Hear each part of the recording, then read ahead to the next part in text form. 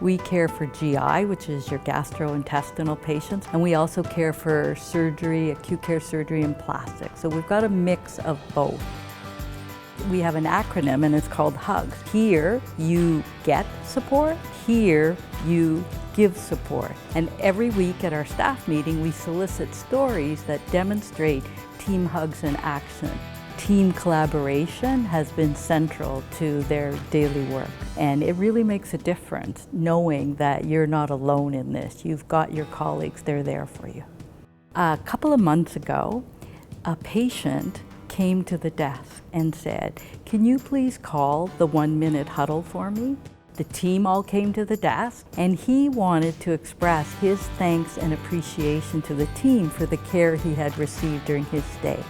The culture of quality huddles had spread even to our patients.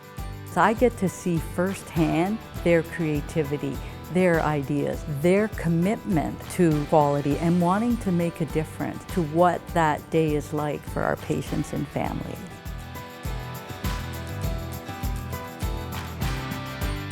Really, my role is to organize and to support the VP in her busy role and to ensure her success in her endeavors.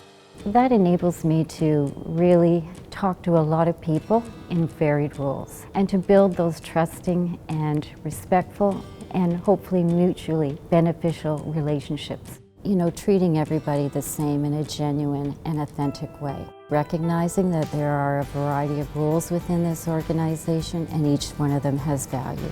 Acknowledging that what is important to somebody else is important.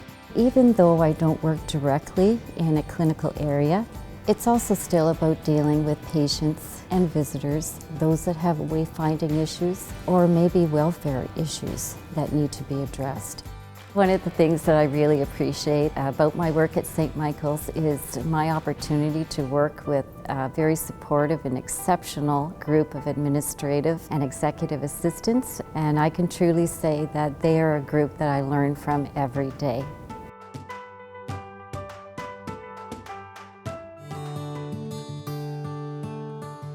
We are a volunteer group of parents who have all had a baby in the NICU here at St. Mike's for some time over the last few years. We have sort of a dual role. One is providing peer-to-peer support for families in the NICU, and the other is to advise on NICU policy and educational materials. The reason we wanted to join is because we had this traumatic and stressful experience, and being able to make that experience a little bit better for the people coming after us is really therapeutic.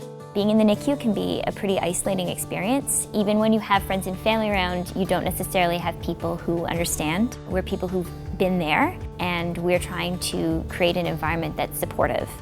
Giving at the Christmas baskets last year was incredible. The families were so happy. At the last minute decided, let's bring in pizza and some other food. Everyone remembers how powerful that was, that the parents just need a break. They need to talk about something other than their sick child, be able to laugh and relax and eat and take care of themselves for a minute, and that was what we gave them.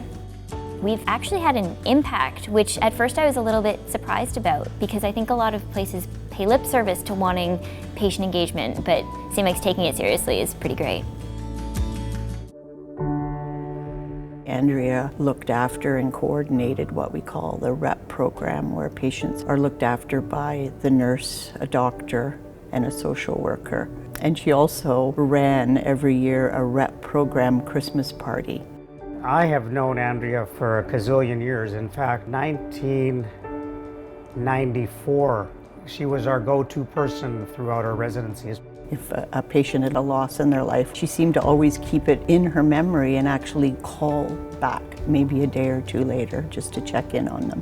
I think when clients wouldn't see her, they felt like their mother wasn't home. The job couldn't be complete without her. She would be the first one to always remind me of two things, my birthday, and she would always remind me about my kid's birthday. But she was a giver, a taker, and a giver-backer of coffee. Go to her desk, and there will be food items that are obviously helpful for me because they bring me joy. She was just a wonderful person that seemed to just always know what to say. What I miss mostly is she had the most magnificent smile. If compassion is about giving, She was 100% full of compassion.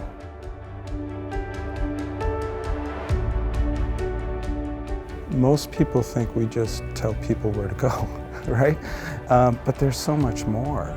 It's a hospital, it's not a mall. So they're coming in here with a health issue. They're anxious, they're angry, they want to get to their family member. And if we could help them get there in a good mood, that makes our job really fulfilling.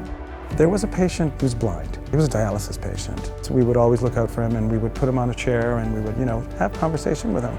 I was working the desk one weekend and this woman showed up and said, I just wanted to say thank you. He passed away last week, but he always talked about how nice your staff was and how comfortable you made them feel before dialysis.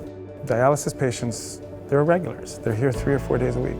If you can get them home with calling with a wheelchair, any little thing to make it as comfortable as it can for them, it's paramount. You always have to keep in the back of your mind, it's a hospital. People are here for a reason. And you just try to diffuse the situation. When they leave the hospital, they always look very happy and they'll say thank you. And that's what we try to do all the time.